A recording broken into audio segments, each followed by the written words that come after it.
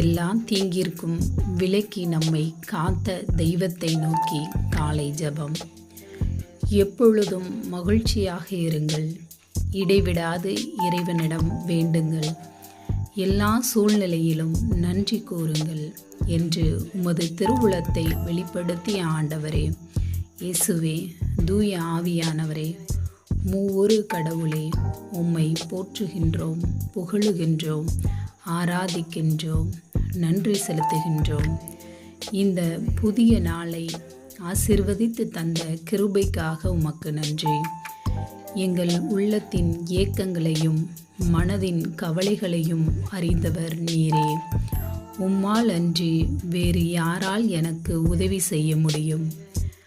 அதிகாலையில் என்னை தேடுவோர் என்னை கண்டடைவர் என்று சொன்ன தெய்வமே, இதோ இந்த நாளை தொடங்கும் வேளையில் உன் பாதம் அமர்ந்து உன் மீது நம்பிக்கை கொண்டு உன் கரம் பற்றி நடக்க அருள்தாரும்.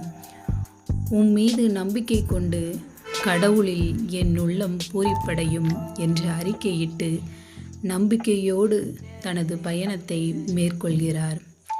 அப்படிப்பட்ட அசைக்க முடியாத நம்பிக்கையோடு எதை குறித்தும் அச்சம் கொள்ளாமல் நாமும் ஒளியின் மக்களாக வாழ அன்னை மரியாளை போன்று நமக்கு கொடுக்கப்பட்ட அழைப்பை ஏற்று ஒளியின் மக்களாக மகிழ்ச்சியோடு ஜெப வாழ்வு வாழ அழைக்கிறார் புனித பவுல்.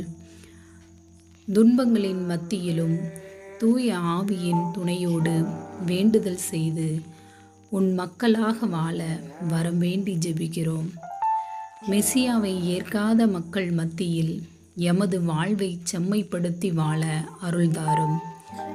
அப்படி செம்மைப்படுத்தி நம் தாயாகிய அன்னை மரியாளின் அசைக்க முடியாத நம்பிக்கையுடன் இறை திருவுளத்தை நிறைவேற்ற செயல்பட்டது போல நாமும் பாலகன் இயேசு நம் உள்ளங்களிலும் இல்லங்களிலும் பிறப்பார் என்பதை உணர்ந்து நம்பிக்கையோடு எல்லா சூழ்நிலையிலும் உம்மை போற்றி புகழ்ந்து ஆராதித்து உம்மில் மகிழ்ந்திருக்கவும் ஆண்டவரில் களிகூர்ந்து வாழக்கூடிய அருளை பொழிந்திட வேண்டும் என்று இயேசுவின் வல்லமை உள்ள நாமத்தில் ஜெபிக்கிறோம் நல்ல தந்தையே.